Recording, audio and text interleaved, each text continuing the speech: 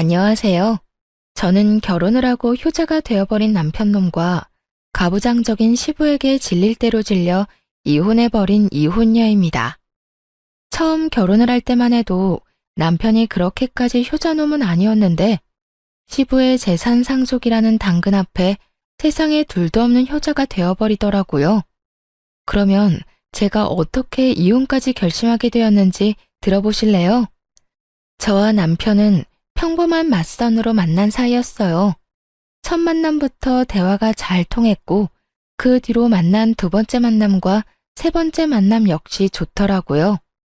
대화가 잘 통하는 건 물론이고 가지고 있는 가치관과 추구하는 결혼관 역시 비슷하다는 생각을 했어요. 그렇게 결혼을 전제로 한 연애가 시작되었고 3년의 연애 끝에 결혼까지 하게 되었습니다. 제가 그 긴 연애 기간 끝에 결혼을 결심하게 된 것은 바로 이것 때문이었어요. 저기 자기야, 난 다른 건 몰라도 제사 명절에 여자만 일하는 거 절대 이해 못해.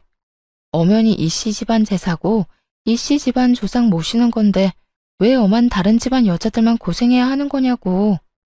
그래서 하는 말인데 우리 결혼하게 되면 각종 집안 행사 때 당신도 나서서 일해줬으면 좋겠어. 아니, 해. 이게 내 결혼 첫 번째 조건이야. 그래, 그게 뭐가 힘들다고. 그렇지 않아도 명절 제사 때마다 우리 엄마 고생하는 거 나도 보기 싫었어. 이참에 나도 엄마랑 당신 좀 돕지 뭐. 돕는 거 아니고 그냥 하는 거야. 엄연히 따지자면 나랑 어머님이 돕는 거지. 그래, 알겠어. 알겠다고.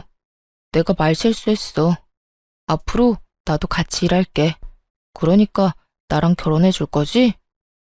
저는 명절이나 제사 등 시댁 집안 행사에 오로지 여자만 일하는 것을 불합리하다고 생각하는 사람이었고, 그런 제 의견을 남편 또한 수용할 것이라 약속 또 약속했었죠. 제가 이런 약속을 한 것에는 또 다른 이유가 있었어요. 그건 바로 시부 때문이었는데, 시부는 가부장적으로는 둘째가라면 서러운 사람이더군요. 그 어렵다는 상견례 자리에서도 시부는 시모에게 물 좀 달라, 먹거리를 앞접시에 담아달라는 등 시켜먹기 바빴는데 그 모습을 보며 다른 건 몰라도 이 문제만큼은 꼭 짚고 넘어가야 한다 싶었던 것이죠. 그래서 약속도 약속한 것이었는데 제가 그런 약속을 받아내서일까요? 남편은 제 걱정과 우려와는 달리 가정에서 집안일을 아주 만족스럽게 잘해주더군요. 그렇게 남편에게 큰 만족감을 지내다 보니 결혼 후 첫 명절이 다가왔고 전 다시 한번 남편에게 강조 또 강조하고 시댁으로 향했습니다. 여보, 마지막으로 이야기할게. 무슨 일이든 함께 하는 거야. 알겠지? 만약 당신이 이 약속 지켜주지 않으면 난 앞으로 명절이나 제사 같은 모든 행사에서 절대 오지 않을 거야. 알겠지? 알겠어. 걱정하지 마. 나 집에서 일 잘하는 거 못 봤어? 그렇게만 하면 된다는 말이잖아. 정답. 우리 여보가 집에서만큼만 하면 입댈 것도 없지. 그래, 집에서보다 더 열심히 할 테니까 가. 이제 나 좀 믿어달라고. 마지막까지 다짐을 받아낸 저는 남편과 함께 시댁으로 들어섰고 주방엔 제 예상대로 시모 혼자 산더미 같은 일에 쌓여 땀을 뻘뻘 흘리며 일을 하고 계시더라고요. 이건 아니다 싶었어요. 시모도 함께 해준다면 일이야 빨리 끝나겠지만 이때껏 홀로 고생했을 날들이 떠올라 차마 보고만 있을 수가 없더라고요. 그래서 전 시모가 입고 있던 앞치마를 벗겨주며 이렇게 말했어요. 어머님, 이제 저희가 할 테니까 방에 들어가셔서 좀 쉬세요. 제 말에 시모는 못 들을 말이라도 들은 사람처럼 토끼 눈을 하고 절 보더라고요. 어머 아가, 이걸 어떻게 혼자 한단 말이야? 안 돼, 너 몸살나. 그냥 하던 대로 내가 할 테니 넌 옆에서 조금 도와놔줘. 그거면 충분해. 저 혼자는 못하죠. 그래서 어머님 아들이자 제 남편이 도와준다네요. 그러니까 괜히 걱정하지 마시고 가서 좀 쉬세요. 이 땀 좀 보세요. 도대체 몇 시부터 이러고 계신 거예요? 저희 오면 같이 하시면 되는데. 일단 들어가서 좀 쉬세요. 그래, 엄마. 이제 들어가서 좀 쉬어요. 집사람이랑 내가 하면 돼. 전 남편을 앞세우며 시모에게 들어가시라 말했고, 시모는 그런 남편의 모습은 처음이라는 듯 당황스러운 눈빛으로 저와 남편을 번갈아 보더군요. 전 그런 시모의 모습을 보며 남편에게 반성하라고 했죠. 여보, 반성 좀 해. 이때껏 어머님 도와드린 적 한 번도 없지? 거짓말할 생각도 하지 마. 어머님 눈빛만 봐도 다 알겠으니까. 어머님, 이때까지 고생 많이 하셨어요. 이제부터 저하고 어머님 아들이 다 알아서 할 테니 들어가서 쉬세요.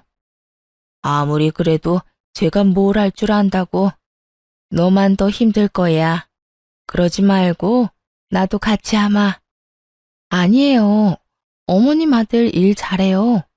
집에서도 가끔 밥도 차리는데 저보다 더 맛있을 때도 있다고요. 그러니까 어머님은 이제 주방 해방하시고 방에서 좀 쉬세요. 그렇게 시모가 등 떠밀려 주방을 벗어나려는데 시부가 등장해 주방에 있는 남편을 보고 노발대발 아주 난리를 부리기 시작하더군요.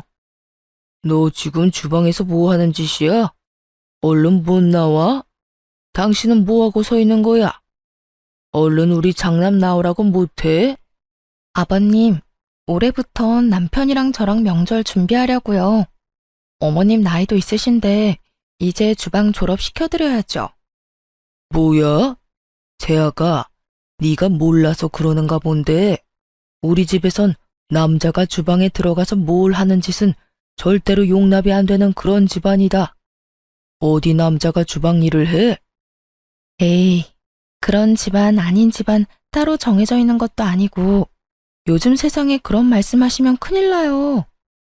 큰일이 나든 말든 나는 모르겠고 당장 못 나와? 시부는 몸까지 떨며 화를 내고 있었고 남편은 저와 시부의 눈치를 살피느라 눈이 가자미 눈이 되기 직전이더군요. 시모는 시부의 압박에 못 이겨 다시 주방으로 발길을 돌리고 있었고요. 전 여기서 시부의 뜻대로 다 해줬다간 저 역시 시모처럼 살 것이 분명하다고 생각했고 그랬기에 더 단호하게 시모의 등을 밀어 주방에서 내보내버렸어요.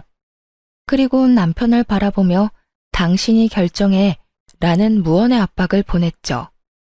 남편 역시 이런 제 눈빛에서 살기를 느꼈는지 아무 말도 없이 계란을 풀기 시작하더군요. 전 그런 남편을 보며 안도의 옅은 미소를 지었고 시부는 더 큰 화를 내며 고함을 지르기 시작했어요.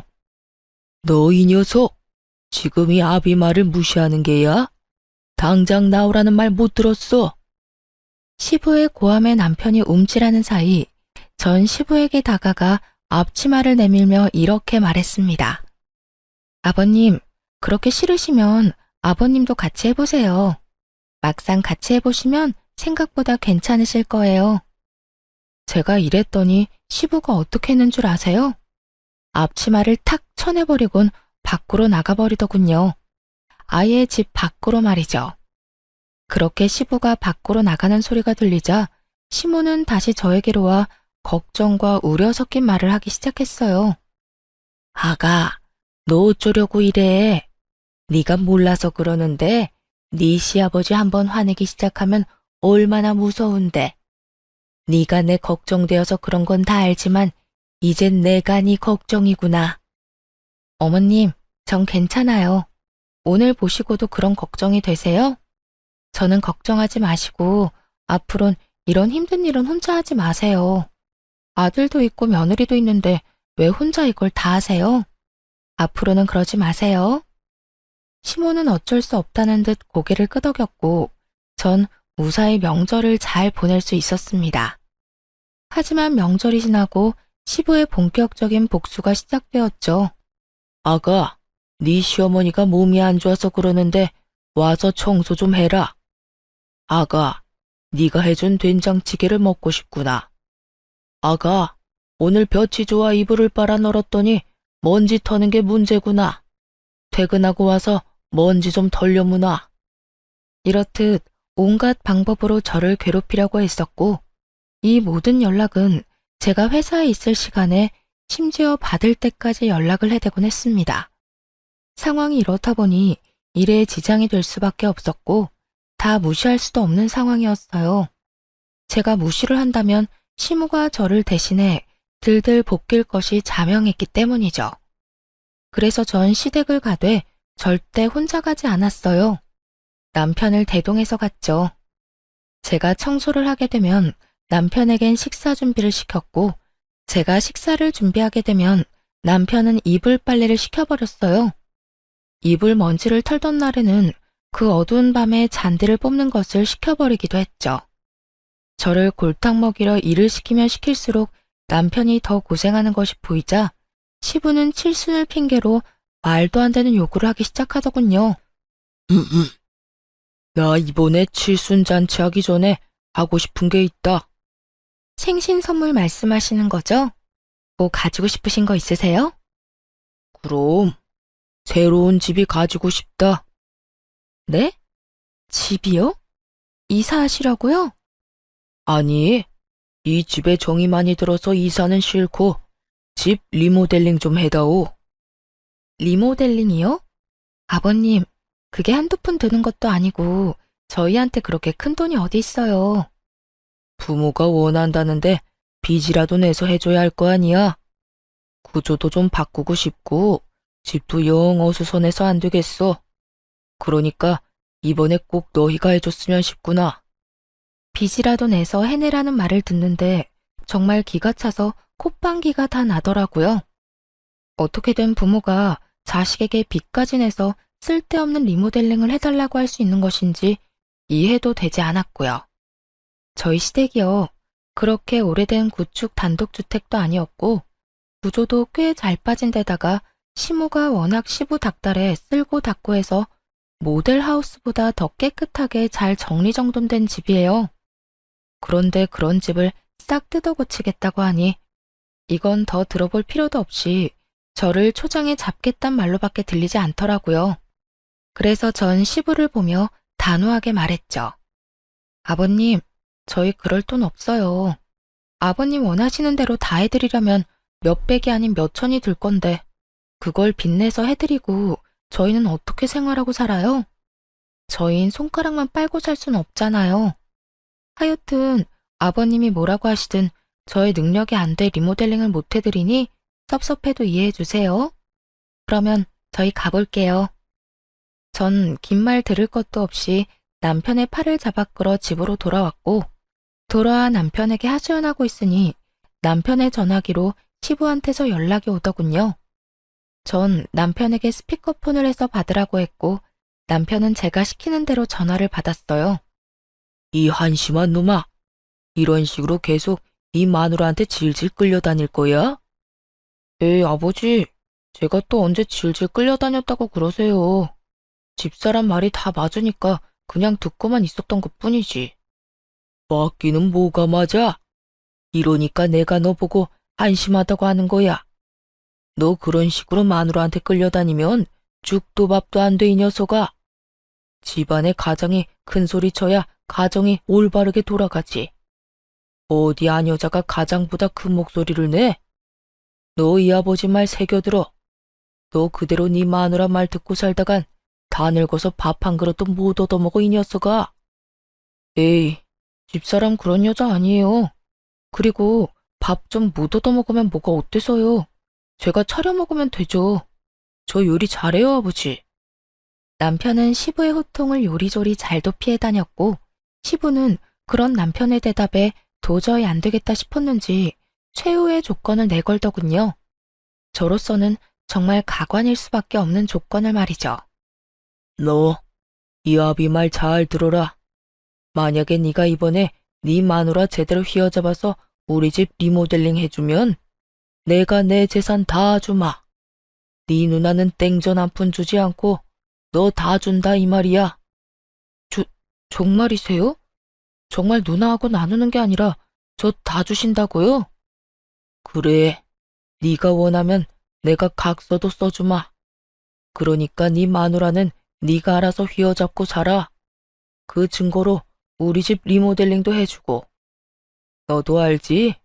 이 아비가 한 푼 두 푼 모은 돈이 꽤 된다는 거.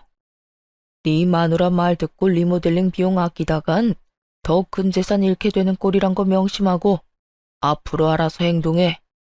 시부의 말도 안 되는 조건에 저는 코웃음이 나는데 남편은 저와는 생각이 전혀 다른지 시부의 전화를 끊고선 눈을 반짝이며 저를 보더라고요.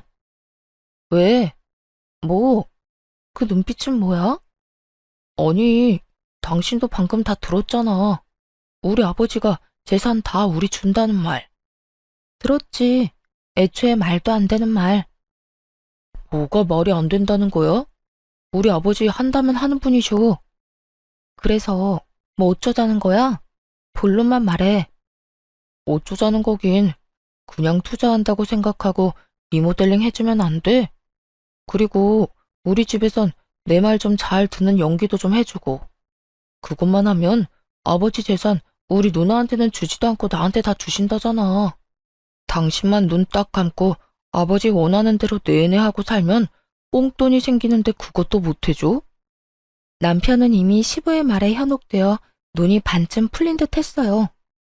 애초에 재산을 바라고 그런 연기까지 한다는 게 말이나 된다고 생각하는 것인지, 아니, 애초에 자식들에게 물려줄 본인 돈으로 저와 이렇게 싸우지 않고 편하게 리모델링하면 될 일인데 굳이 이렇게까지 일을 키워야 하느냐는 생각에 그 모든 상황이 짜증이 치솟더군요.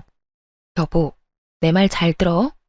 제발 헛된 꿈, 헛된 기대 좀 버려. 그리고 그럴 시간에 자기 개발에 더 힘쓰고 스스로 잘 될 생각을 해.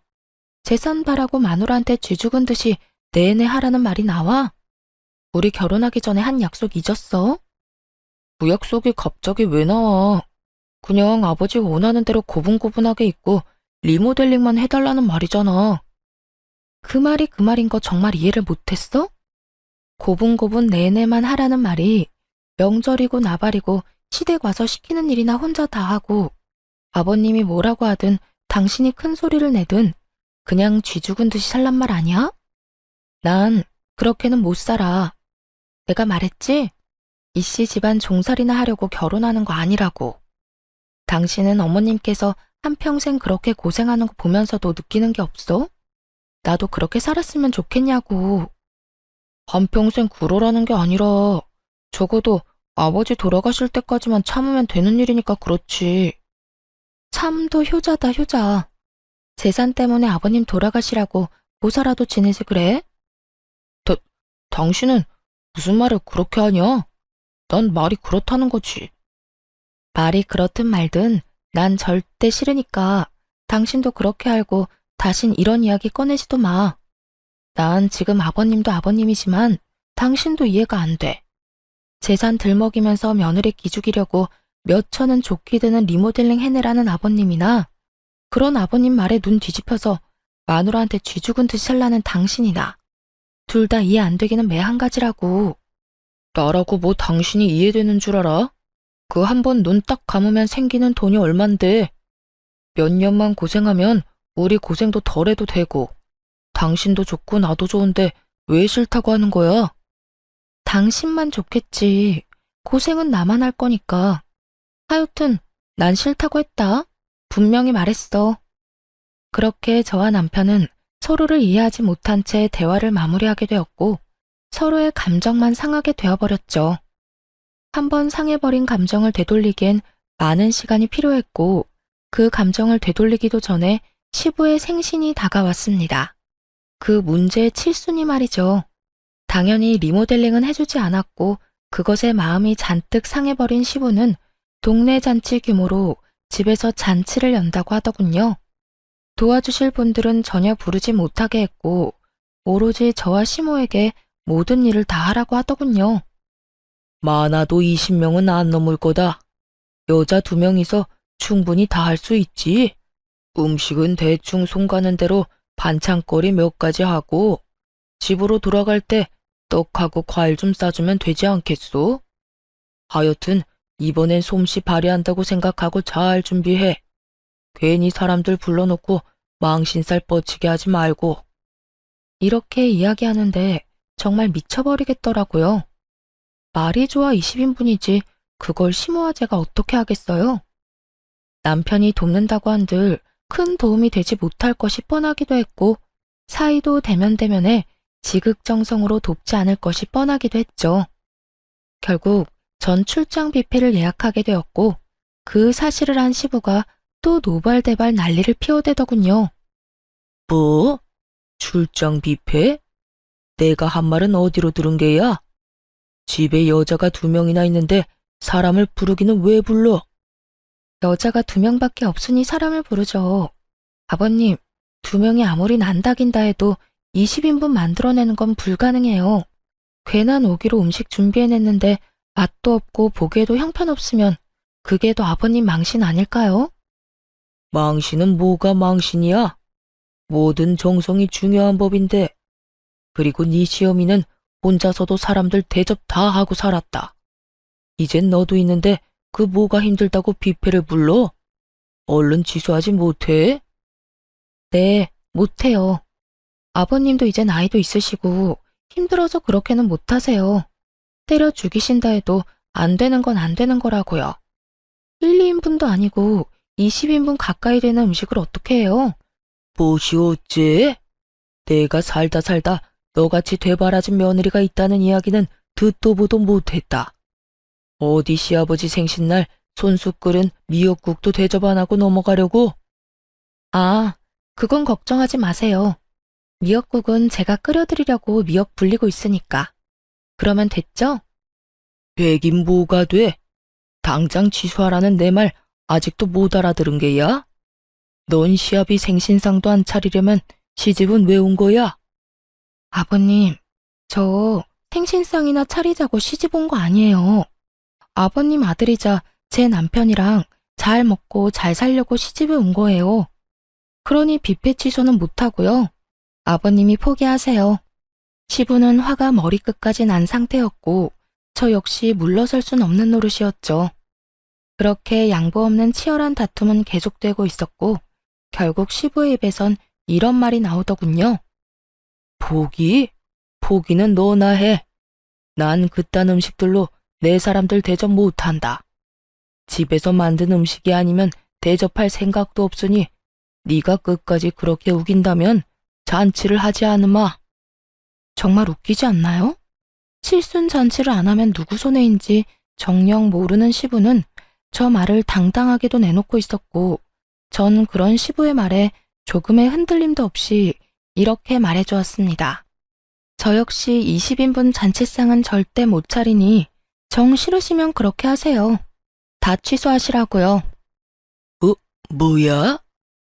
뭘 그렇게 놀라세요? 아버님 뜻대로 하시라고요. 잘 생각해 보시고 정말 취소하실 거면 빨리 말씀해 주세요. 당일 취소라서 예약금을 얼마나 돌려줄지는 모르지만 조금이라도 빨리 취소해야 그 사람들도 저도 손해가 적지 않겠어요? 시부는 제 말에 헛기침을 했고 전 그런 시부의 모습에서 절대 취소하지 않겠구나 확신했죠. 시모 역시 같은 생각이었는지 평소 시부가 좋아하던 음식 몇 가지를 준비하기 시작하더군요. 저 역시 그래도 미역국은 제 손으로 끓여드리기 위해 미역국을 끓이기 시작했고 시부는 그 모든 음식이 끝날 때까지 아무런 말도 꺼내지 않더군요. 네, 결국 시부가 고집은 꺾은 것이었죠. 그렇게 음식이 완성되는 동안 남편놈은 저를 약올리기라도 하듯 시부의 옆에 앉아 TV를 보며 깔깔거리기 바빴고 저는 그런 남편에게 눈치를 줘봤지만 남편놈은 제 모든 시그널을 무시하기 바쁘더군요. 생각 같아선 약속대로 다 엎어버리고 돌아가고 싶은 마음이 굴뚝이었지만 다른 날도 아니고 칠순이니 일단 도리는 다 하자는 마음에서 시모와 함께 상차림까지 모든 준비를 마쳤습니다. 그 후 사돈의 팔종까지 온갖 지인들이 시댁에 들이닥쳤고 어떻게 손님 대접을 했는지도 모를 만큼 바쁜 시간이 지나갔어요. 무사히 손님을 보내고 뒷정리를 다 하고 앉으니 편히 쉬고 있던 시부가 그때만 기다렸다는 양 시모에게 또 일을 시키기 시작하더군요. 앉지 말고 가서 시원한 꿀물이나 한 잔 타와. 아까 술을 좀 먹었더니 시원한 꿀물을 먹고 싶어.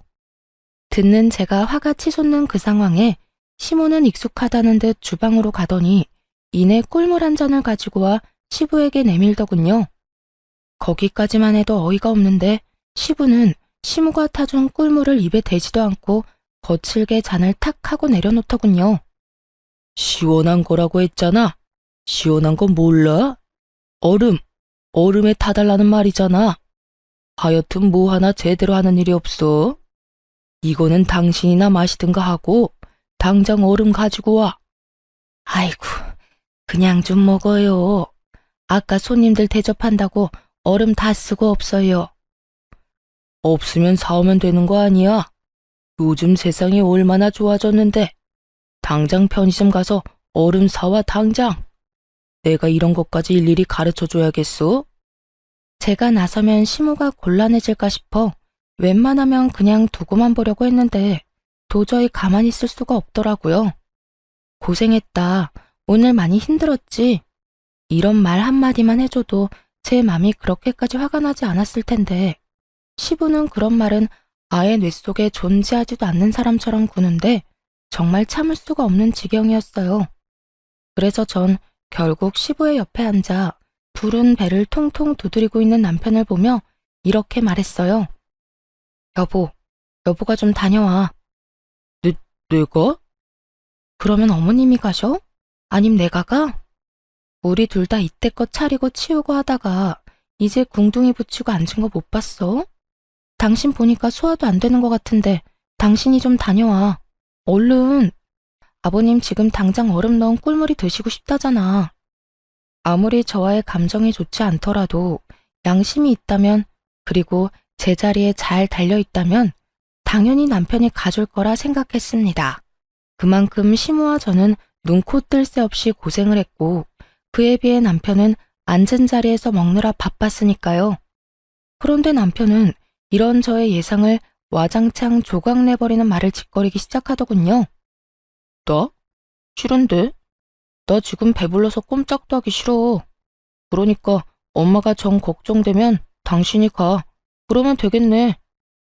그 순간 남편과 제가 했던 약속들이 제 뇌리를 스쳐가고 철석같이 고개를 끄덕이며 약속 또 약속하던 남편의 얼굴이 산산조각이 나더군요. 시부는 남편의 말에 우리 아들 잘한다는 듯 긍정의 고개를 끄덕이고 있었고 전 그 모습에 더욱 화가 치솟았어요. 당신 진짜 적당히 좀 해. 나랑 한 약속 기억 안 나? 당신이 이런 식으로 하면 나도 가만히 있지 않는다고 했을 텐데. 그리고 굳이 약속이 아니라도 이 정도는 해줄 수 있잖아. 오늘 하루 종일 고생한 어머님이랑 내가 안쓰럽지도 않아? 안쓰럽기는 무슨?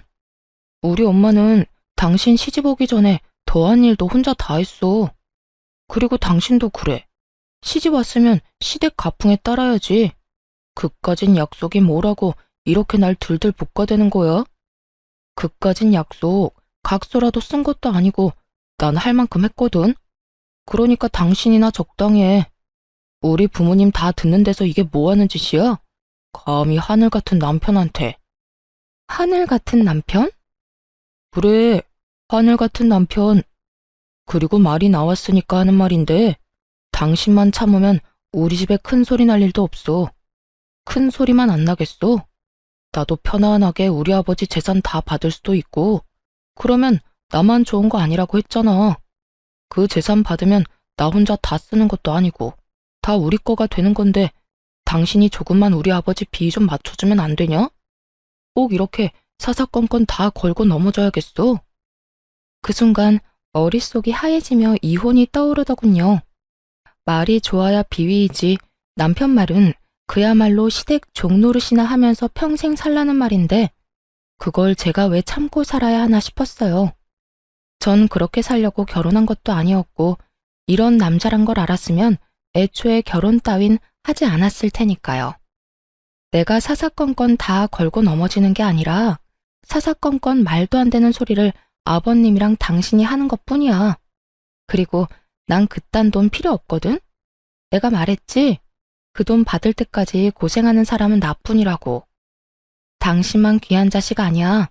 나도 우리 집에선 귀한 딸이라고.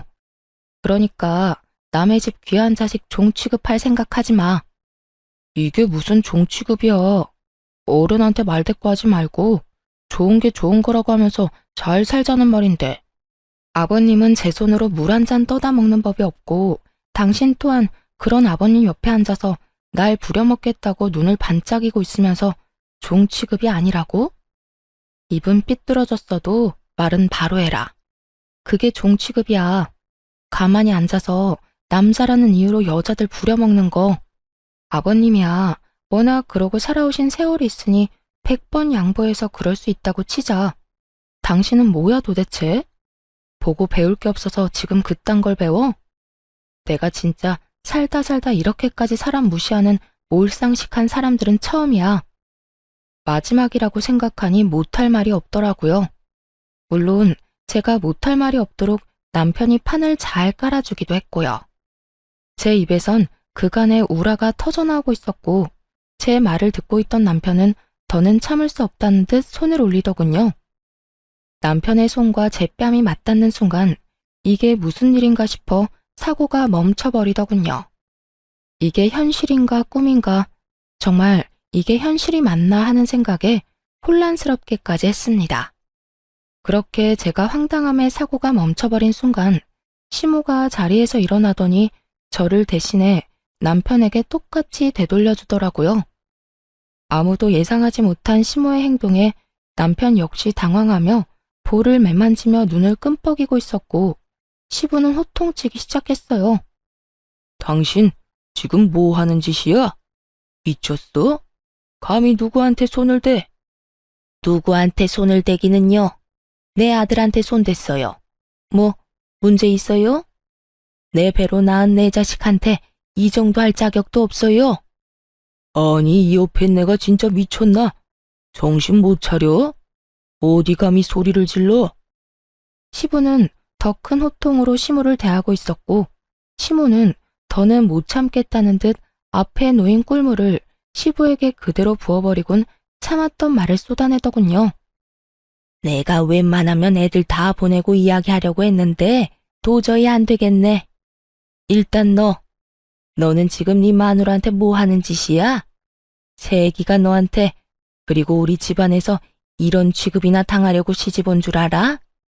엄마가 내내거리고 사니까 세상 모든 여자들이 다 그러고 살아야 한다고 생각이라도 한 게야? 어디서 못된 것만 배워서 이딴 짓거리나 하냐고? 엄마, 그게 아니고 나는 집사람이 말을 너무 심하게 하니까. 조용히 못해? 나도 귀 있고 눈 있어. 네 집사람이 너한테 못할 말 한 게 뭐가 있어? 이 늙은 어미 대신 너한테 얼음 좀 사오라고 한 거? 몰상식한 인간들한테 몰상식하다고 한 거? 도대체 뭐가 심한 말이란 말이야? 시모는 남편에게 닥달하듯 따져 물었고 처음 보는 시모의 모습에 남편은 고개를 숙인 채 아무 말도 하지 못하고 있더군요. 그런 남편의 모습에 혀끝을 차던 시모는 이번엔 시부의 차례라는 듯 시부를 보며 말을 시작했어요. 그리고 당신, 나 이제 당신이랑 그만 살 거예요. 그동안 나랑 내 자식 배 굶지 않게 살게 해준 값이다 생각하고 오늘까지만 희생하며 살자. 애들 돌아가고 나면 이혼하자고 말하려 했는데 지금 당신이랑 이놈 하는 꼴을 보니 더는 못 참겠네요. 이혼합시다 우리. 갑작스러운 이혼 통보에 시부는 당황한 듯 말을 되물었지만 시모는 꽤 오랫동안 오늘만을 기다린 사람처럼 담담하게 말을 꺼내더라고요. 뭐? 이혼? 지금 이혼이라고 했어? 그래, 이혼. 나라고 마냥 좋아서 당신 참고 산 거 아니에요. 그저 자식들 시집장가만 다 보내고 나면 나도 당신 떠나 편하게 살 거라고 오늘만 기다리고 꾹 참고 살았다고. 오늘 당신 칠순잔치까지 딱 해주고 조용히 이혼하려고 했더니 어떻게 당신은 사람을 그렇게까지 부려먹을 수가 있어? 얼음이 없어서 꿀물을 못 마시겠다고? 그깟 얼음이 뭐라고? 하루 종일 제대로 한 번 앉지도 못하고 일한 사람을 그렇게나 못 살게 구냐고. 끝까지 사람을 이렇게까지 질리게 만들 수가 있는지. 난 이제 당신한테 남은 정도 없어요. 그러니까 이혼합시다. 제발. 당신 진짜 미쳤어? 제정신 아니야? 당신 나이 60이 넘어서 이혼은 무슨 이혼이야? 그래요. 평생을 종처럼 살다 보니 벌써 60이나 됐습니다. 그래서 앞으로 남은 여생은 누구 집 종이 아니라 나 자신으로 살고 싶어요. 그러니 이혼해요. 나 이제 당신 손발로 그만 살고 싶다고. 지금 나랑 이혼하면 돈이라도 챙길 수 있을 줄 알아? 내가 재산이라도 나눠줄 거라 생각하는가 본데 난 절대 땡전 한 푼 못 줘. 그건 걱정하지 말아요. 내가 변호사 만나서 알아보니 내 몫으로 적당히는 받을 수 있다고 합디다. 변호사? 자네 변호사까지 알아봤어? 말했잖아.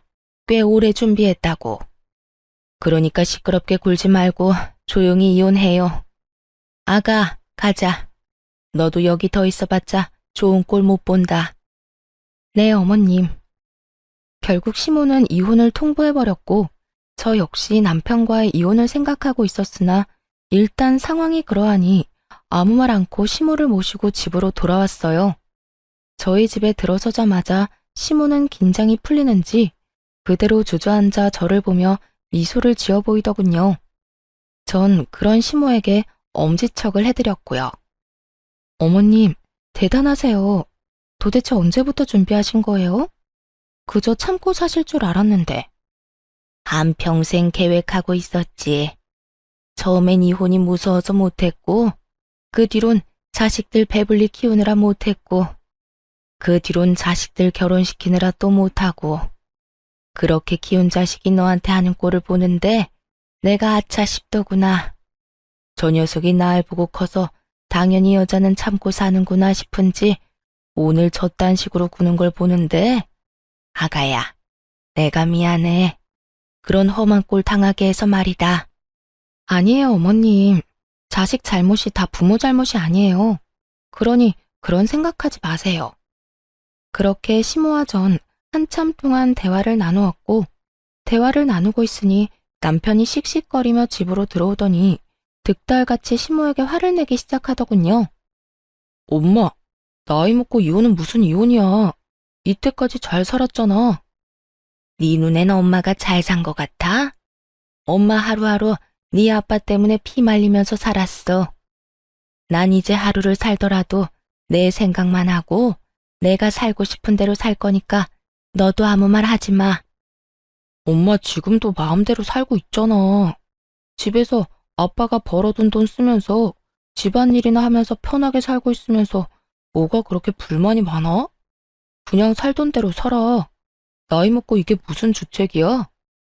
그 말을 듣고 있는데 시모보다 제가 더 화가 나 참을 수가 없더군요. 같은 여자로서 딸 같은 마음에서 말이죠. 저는 그대로 일어나 남편에게 다가가 남편놈 싸대기를 시원하게 날려버렸어요. 그리곤 정신을 차리지 못하는 남편을 향해 쓴소리를 시작했죠. 정신 좀 차려. 네 눈엔 어머님 우는 건 보이지도 않아? 어머님 속 다 문드러지는 건 보이지도 않냐고. 어떻게 아들이라는 놈이 며느리인 나보다도 자기 엄마를 더 몰라? 어떻게 된 아들이 엄마 가슴에 대못을 받고 있냐고. 제가 소리를 지르며 바른 말을 하자 남편은 악에 바친 듯 욕을 하며 저에게 상관 말라고 고함을 지르더군요. 너 미쳤어? 감히 누구 얼굴에 손을 대? 그리고 이건 우리 집 문제야. 네가 뭔데 혼수질이야? 저리 비키지 못해? 그런 남편의 모습을 보는데 그제야 이혼에 대한 2000% 확신이 들더라고요. 시댁에서 이혼을 마음먹는 그 순간에도 혹시나 아주 혹시나 홧김이 아닐까 하는 우려가 아주 깨끗이 씻겨 내려가는 기분이었죠. 그래, 내가 무슨 자격이 있다고 상관을 하겠어. 나 이제 당신이랑 이혼할 건데 이건 좀 아니긴 하다. 그렇지? 뭐야? 이혼? 이혼이 무슨 전염병이야? 너도 나도 다 이혼하게? 정신 차려. 아무리 화난다고 해도 그런 말 함부로 하는 거 아니야. 홧김 아니고 진심. 아까 당신 집에서 이야기하고 싶었는데 그땐 홧김이 아닐까, 후회하진 않을까 멍청하게도 고민돼서 말 못했거든. 그런데 당신 이따위로 최악인 모습 보니까 비로소 확신이 선다. 이혼해, 우리. 난 당신 같은 놈이랑 더는 못 살아. 아니, 안 살아. 저는 단호했고, 그런 저의 태도에 남편은 모든 걸 시모의 탓으로 돌리기 시작하더군요. 아니, 이까진 일로 무슨 이혼이야. 이게 다 엄마 때문이잖아. 괜히 별거 아닌 일로 이혼하자고 말 꺼내서 이 사람까지 이혼 타령하는 거 아니야. 어떻게 책임질 거야? 남편은 끝까지 최악의 배우자이자 최악의 아들이었고, 전 그런 남편에게 확실하게 사실만을 말해줘야 했습니다. 야, 누굴 탓해 지금? 우리가 이혼하는 건 그 누구의 탓이 아니라 오로지 당신 때문이야. 당신이 하는 행동이 우리의 약속과는 너무나도 달랐고, 그런 행동을 하면서도 당신은 어쩔 수 없어 미안해하는 게 아니라 너무나도 당당하게 당연하다는 듯 그런 행동을 했어. 난 그런 당신 행동에서 더는 당신 같은 인간을 믿고 살 수 없다고 생각했고, 지금 이 순간까지 어머님 탓만 하는 당신 행동 때문에 이혼을 확신하게 된 거야.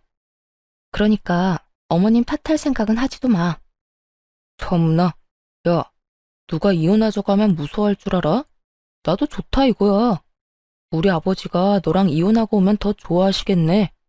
그렇지 않아도 너 같은 며느리는 꼴도 보기 싫다고 노래를 부르셨는데, 이혼했다고 하면 그 재산 당장 다 물려주시지 않겠소? 난 그 재산 받아서 떵떵거리면서 잘 살 테니 그때 가서 후회나 하지 마. 너나 후회하지 마. 그 재산이 진짜 당장 네 손에 들어올 것 같아? 당신이 당신 아버지를 몰라도 너무 모르네. 내가 모르긴 뭘 몰라. 아마 모르긴 몰라도 이혼했다고 하면 재산 다는 아니더라도 크게 한몫 떼주시겠지. 하여튼 이혼해 줄 테니까 나중에 울고불고 매달리지나 마. 엄마도 마찬가지야. 아버지가 엄마한테 재산 한 푼도 안 준다고 했거든. 그러니까 아버지 화 더 돋우지 말고 집으로 들어오는 게 좋은 거야. 그러면 나는 먼저 가 있을 테니 두 사람 다 생각 잘하라고. 남편 놈은 끝까지 헛된 기대를 품고 집을 나가버렸고, 저와 시모는 그런 남편 놈의 뒷모습을 보며 동시에 혀끝을 찼습니다. 그렇게 시모와 저의 이혼은 진행되었어요. 우선 저는 부당한 대우를 이유로 시부와 남편에게 위자료를 청구했고, 많지 않은 금액이지만 어찌되었든 위자료를 받을 수 있었어요. 그리고 시모 역시 시부에게 위자료와 총 재산의 절반을 분할받고 제대로 이혼할 수 있게 되었네요.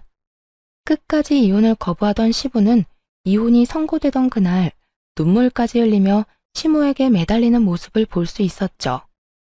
당신, 아니 여보, 내가 다 잘못했네. 잘못했어. 이제 와서 내가 당신 없이 어떻게 산다는 말이야. 나 당신 없으면 잠도 제대로 못 자는 거 알면서 꼭 이렇게까지 해야겠어? 네, 이렇게까지 해야겠어요. 잠을 못 자면 정신병원에 가보세요. 요즘 약 잘 나와서 아마 금방 잠들 수 있을 거예요. 여보, 그러지 말고 잘 생각해봐. 내 나이도 그렇고 당신 나이도 그렇고 서로 의지하고 등이나 긁어주면서 잘 살아야 할 나이인데 지금 이혼해서 어쩌자고 이러는 게야? 어쩌긴요. 나는 나대로, 당신은 당신대로 잘 살자고 이러는 거죠. 나는 이제 당신이 없어야 잘 살 것 같으니 다신 연락도 하지 말고 소식도 전하지 말고 살아요. 그러면 잘 가고 저승길에서도 마주치지 맙시다. 시모는 애걸복걸하며 매달리는 시부를 뿌리치고 가버렸고, 전 남편은 끝까지 저에게 후회할 거라며 아주 희망에 차 있더군요. 당신, 후회하지 마. 이제 아버지 재산 다 받으면 우리 고생도 다 끝일 텐데 그때 가서 후회하지 말라고. 난 후회 절대 안 하니까 네 꼬장꼬장한 아버지나 잘 데리고 잘 살아봐. 제 말에 남편은 콧방귀를 끼고 가버렸고, 그렇게 반년도 채 되지 않아 울먹이며 전화가 왔더군요. 여보, 나 재산이고 뭐고 미쳐버릴 것 같아. 아버지랑 도저히 못 살 것 같다고. 이제 와서 왜? 고생은 다 끝났다고 입이 귀에 걸렸더니. 고생이 다 끝나기는. 나 요즘 아버지 때문에 너무 힘들어. 정말 우리 아버지 너무하는 거 아니야? 손가락 하나 까딱 안 하고 다 시켜 먹는데 조금이라도 본인 마음에 안 들면 이따위로 하면 재산이고 뭐고 없다면서 어깃장까지 놓는다니까. 내가 그 재산 유세에 참고 살 수가 없어. 이렇듯 한참을 하소연하던 전 남편은 우물쭈물한다 싶더니 준비한 말을 꺼내기 시작하더군요. 그래서 하는 말인데 우리 재결합하면 안 될까? 내가 당신만 다시 허락해주면 재산 받는 즉시 절반 딱 떼줄게. 응? 내가 각서도 써줄 수 있어. 난 재산도 필요 없고 각서도 필요 없어. 그러니까 제발 정신 좀 차리고 나한테 연락하지 마라. 한 번 더 나한테 연락하면 진짜 경찰에 스토킹으로 신고할 거니까. 그 후 경찰이 무섭긴 했는지 전 남편에게 연락이 오지 않았습니다. 들리는 소문엔 결국 전 남편은 전 시부의 만행을 이겨내지 못하고 집을 나와버렸다고 하더군요. 전 남편이 나오며 다시 부려먹을 사람이 사라진 전 시부는 시모 사는 곳까지 알아내 매일같이 찾아가 빌었다고 하고요. 그렇게 빌어본들 마음이 바뀔 리가 없었고 어머님은 문조차 열어주지 않고 접근 금지 신청까지 해버렸다고 하더군요. 결국 전 남편은 전 시부의 재산도 못 받고 저와 이혼까지 하게 되었고 전 시부는 손가락 하나 까딱하지 않고 살아왔던 세월이 있다 보니 혼자 밥도 제대로 못 챙겨 먹고 있다 하더군요. 돈이 있으면 뭐 하나요? 혼자 하는 것이 단 하나도 없는데 말이죠. 그 후 전 회사 생활을 하며 잘 지내고 있습니다. 전 시부의 괴롭힘에 몰골이 다 상해버린 전 남편이 회사 앞에 찾아와 울고불고 매달리며 다시 재결합 이야기를 꺼내긴 했지만 매몰차게 뿌리치며 다시 경찰 이야기를 꺼내니 두 번 다신 찾아오지 않더라고요. 꽁지 빠지게 도망치는 꼴이 얼마나 통쾌했는 줄 모릅니다. 그렇게 그 집과는 연을 다 끊었는데 어머님과는 꾸준히 연을 이어오고 있어요. 어머님과 연락을 자주 하며 밥도 먹고 가끔 영화도 보며 데이트를 즐기기도 하고 가까운 근교로 산책하러 나가기도 하고요. 어머님은 요즘 노인 학교에 다니고 계시는데요. 배움이 짧아 한평생 한이셨는데 이혼을 한 후 하고 싶었던 공부도 하게 되었다며 그 한을 풀었다고 하시곤 한답니다. 그런 어머님의 모습을 보며 저 역시 많은 것을 배우고 또 느끼곤 해요. 어머님이 지금 행복을 찾으셨듯 저 역시 언젠가는 이혼의 아픔을 다 이겨내고 진정한 행복을 찾을 수 있겠죠? 이로써 저의 긴 이야기가 끝이 났습니다.